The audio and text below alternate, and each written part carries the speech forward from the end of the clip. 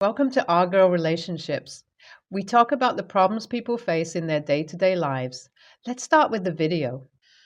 Alice has always been a jealous person. As far as I can remember, she was jealous of me or literally anyone that was happy doing their own thing. It's weird, I know, and that's exactly what I have been telling her all my life. But of course, it's only me who has found this behavior of hers off. None of my other family members ever bat an eye at her when she acted this way. This was due to the fact that living in a household full of guys and only the two of us being girls, this was considered normal because apparently all girls were this way. I knew this was all a bunch of BS. I could never convince myself otherwise, and that became the reason why we always had a bitter relationship. We would argue constantly, screaming at each other over the drama we would constantly be in because of her. It was a horrible situation. So much so that we were quite literally known for our explosive relationship back in high school. Things thankfully toned down when we both got into college, but now that I think about it, I feel like it was only due to the fact that we were separated from each other, not because Alice was maturing. Unfortunately, I chalked her change in behavior as her maturing and her becoming a good person. So I started opening up to her and hanging out with her more. I wouldn't blame myself either, though, because our relationship had genuinely got better. I mean, we were able to stay in the same room, go to places together, and hear about each other's lives without absolutely not blasting over each other. And for someone like me, who just wanted a decent relationship with her sister like everyone else does, this was genuinely more than enough for me. This became the reason why I even introduced her to Eric, my now fiance and soon to be husband. Well, Eric and I met at a local concert, and I knew from the moment I had seen him that I wanted to be with him. This concert that we met at was a reoccurring concert. It was a local rock band that held concerts every once in a while in our city. So the next time when we went for one of the concerts, I introduced Alice to Eric, who seemed very happy for me. Things just got better from then on because it wasn't just me who had found love. Alice, too, started showing interest in one of Eric's friends, Theodore. All four of us seemed to get along well and started spending ample time together, and the foolish me thought that I finally found one of those tight knit friend groups who meant more to me than my family. Well, of course, that was just me being somewhat delusional. Because the moment Alice found out that Eric and I got engaged, something seemed to have changed in her. I mean, I'm really not sure what she expected from us. We had been dating for 4 years, just as she had been dating Theodore for the same. It wasn't like Eric and I never talked about marriage in front of them. The fact that the proposal was coming was very obvious, at least to me, but Alice's offense to it and her sudden possessiveness towards Eric made no sense to me.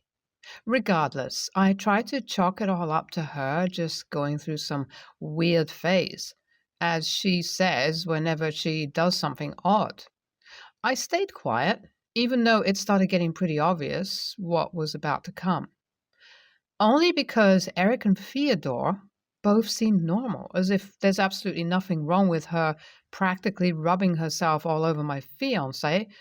But like I said, I let it all go because I don't want to be the party pooper. It all splashed on me, though, and that too just a week before the wedding. Well, it was a girls' night out, and Alice joined me along with my friends at this bar. Sue was drinking a lot there. Now, I didn't want to offend her, so I stayed quiet after giving her a few gentle warnings. Well, after a whole lot to drink, we returned to my place where Alice and my friends are planning to stay back, and Alice decides that it's the perfect moment to shit all over the relationship we had built. We were karaokeing, and it was Alice's turn. I was already doubtful if she would be able to sing because this woman could barely stand up on her feet. But wouldn't you all guess by now that she would take every possible opportunity to ruin a moment where I'm happy? That's exactly what she did. She got up in her drunken state and started delivering a stupid speech instead of singing. It was awkward because she started it off by talking about our explosive relationship.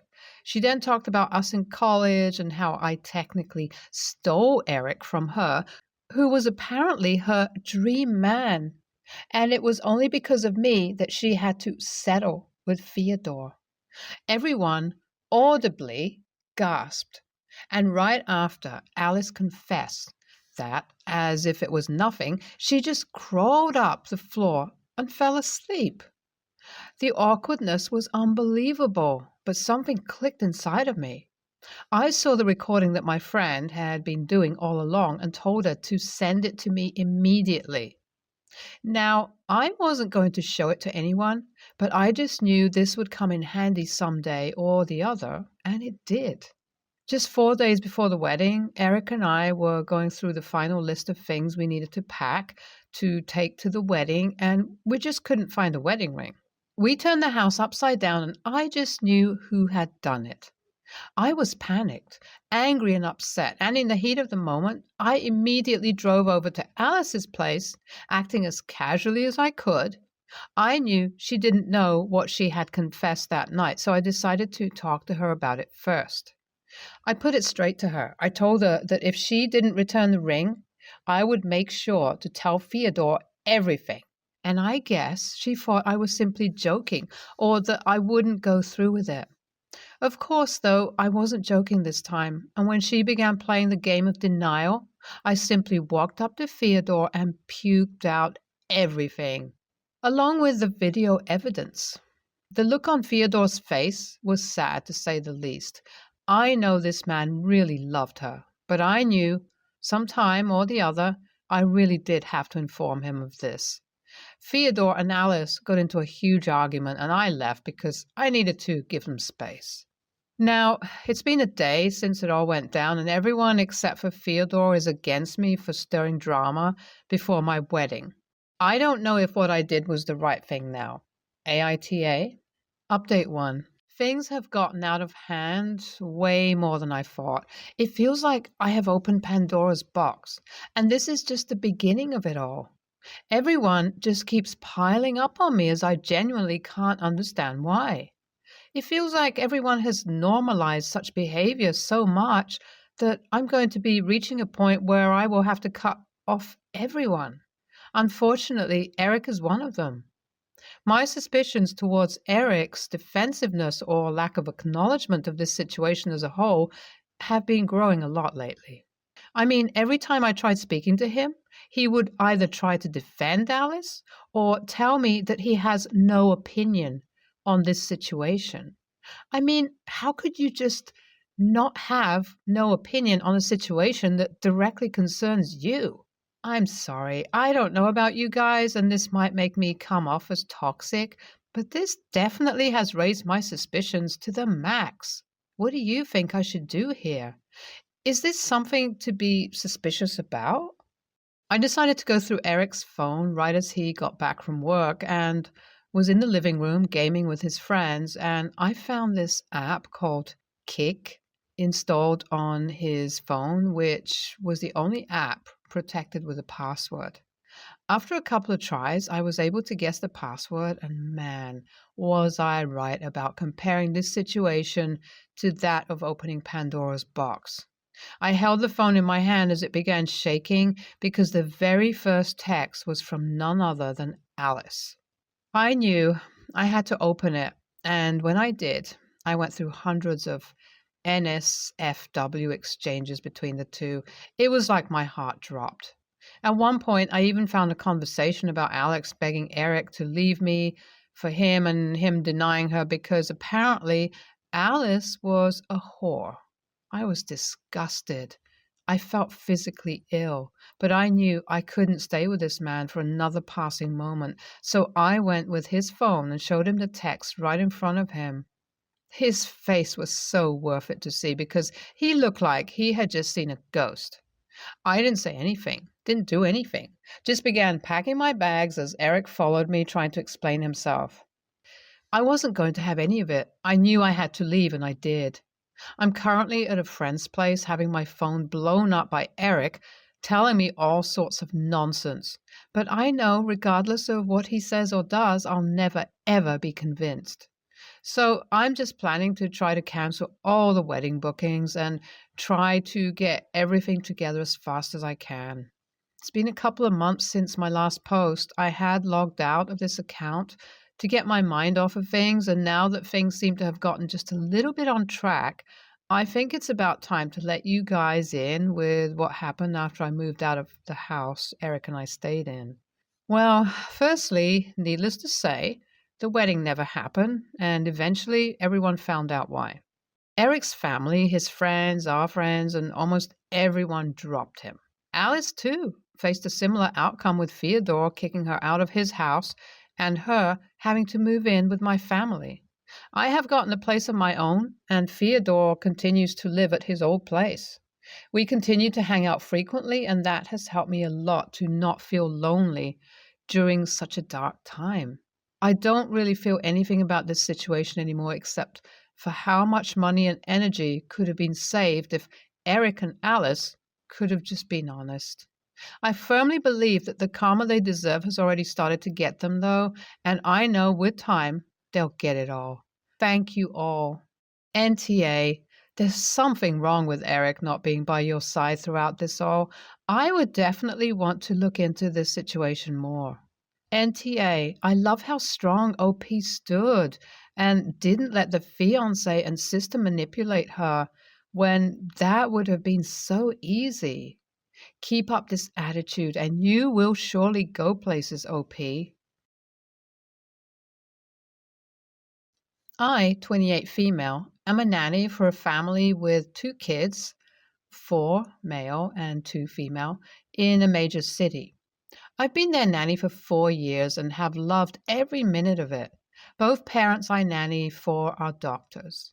The dad has a private practice and the mom works at a hospital. The mom that I work for has a sister, a first grade teacher with 2 kids, 4 female and 3 male, and they were being watched by her mom, the kid's grandmother. The grandmother had bunion surgery and couldn't watch the sister's kids, so I took over for the grandma without getting paid for watching them for a few weeks. The original plan was to watch the kids until the grandma recovered from the surgery, which was going to be about a month. Yesterday, the mom I work for told me that the grandma doesn't want to watch the sister's kids anymore, and that since I had been doing fine watching all 4 kids for a few weeks, that they want to make it permanent. She told me that her sister is a single mom, doesn't have a lot of money, and doesn't have anyone else to watch her kids, so I'd be doing the family a huge favor. I asked if I was going to be getting an increase in pay. To me, watching them for 3 weeks without pay was a favor. Watching them permanently is a job. The mom told me no, since her sister doesn't have money and didn't pay the grandma to watch the kids, so they can't increase my pay. She thought it was selfish of me to ask for more pay. She said I'm at their house anyway, 2 more kids shouldn't make a difference. I told my boss, no, I can't watch her sister's kids then. I said, I don't think it's fair to add 2 more children for me to watch 9 hours a day without a raise. Having a nanny is a luxury, not a right. That's why daycares are around.